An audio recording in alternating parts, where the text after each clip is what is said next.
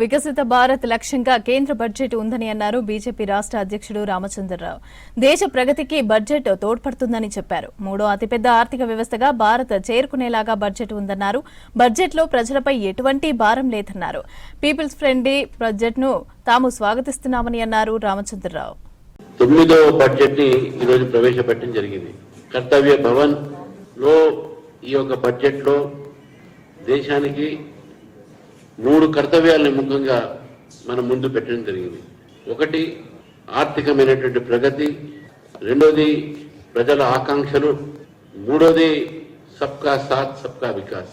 ఈ బడ్జెట్ మొత్తం కూడా దేశ ఆర్థిక ప్రగతి, అదేవిధంగా ప్రజలకు ఏదైతే అవసరమో, ఏ విధంగా అయితే ప్రజలు ఈ యొక్క ప్రగతిలో అభివృద్ధిలో భాగస్వామ్యం కావాలి, మరి వారి ఒక జీవితాల్లో మార్పులు రావాలి అనేటటువంటి ఒక ఆకాంక్షని ఈ యొక్క బడ్జెట్ ని మనము దాంట్లో ఉన్నటువంటి ఒక ప్రతిబింబాన్ని చూస్తా ఉన్నాం.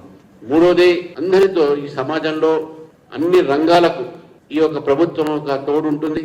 ఈ యొక్క ప్రభుత్వం తీసుకున్నటువంటి నిర్ణయాలన్నీ కూడా అందరి కోసము, ప్రతి ఒక్కరి యొక్క వికాసం కోసము, వికసిత భారత్ ఏదైతే మనం స్వప్నం చూస్తా ఉన్నామో దాని మేరకై ఈ బడ్జెట్ ని ప్రవేశపెట్టడం జరిగింది. ముఖ్యంగా తెలంగాణలో హైదరాబాద్ నుంచి అనేక స్థానాలకు స్పీడ్ ట్రైన్స్ ఈరోజు పెట్టడం జరిగింది. తద్వారా హైదరాబాద్ నుంచి అనేక స్థానాలకు రాకపోకలు కానీ, ఇక్కడ ఉన్నటువంటి ఒక ఆర్థిక లావాదేవీలు కానీ, వ్యాపారం కానీ పెరిగేట అవకాశాలు ఉంటాయి. ఎంఎస్ఎంఈ కానీ, గ్రోత్ సెంటర్స్ కానీ, వీటన్నిటి కూడా మొత్తం రాష్ట్రంలో ఈరోజు అవకాశం ఉన్నది.